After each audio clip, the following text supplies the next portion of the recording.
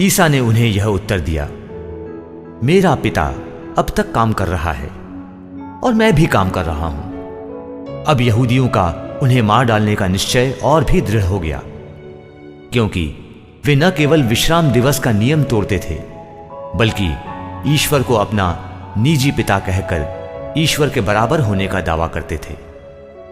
ईसा ने उनसे कहा, मैं तुम लोगों से यह कहता हूं, पुत्र स्वयं अपने से कुछ नहीं कर सकता।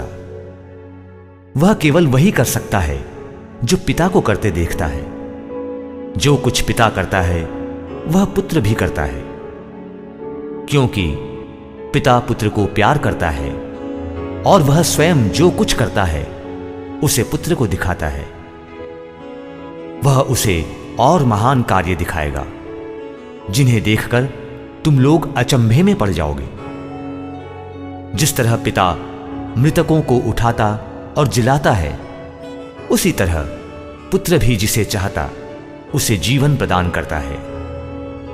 क्योंकि पिता किसी का न्याय नहीं करता, उसने न्याय करने का पूरा अधिकार पुत्र को दे दिया है, जिससे सब लोग जिस प्रकार पिता का आदर करते हैं उसी प्रकार पुत्र का भी आदर करें।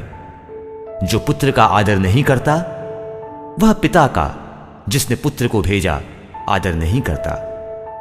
मैं तुम लोगों से यह कहता हूं, जो मेरी शिक्षा सुनता और जिसने मुझे भेजा उसमें विश्वास करता है, उसे अनंत जीवन प्राप्त है।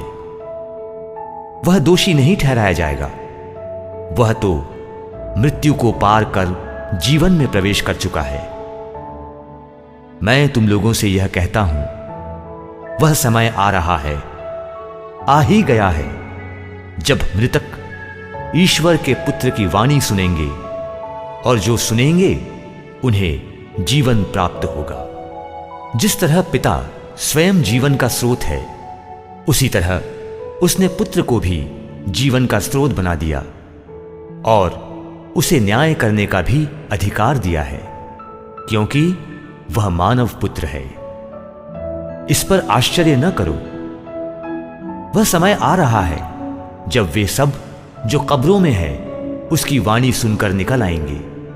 सत्कर्मी जीवन के लिए पुनर्जीवित हो जाएंगे और कुकर्मी नरक दंड के लिए।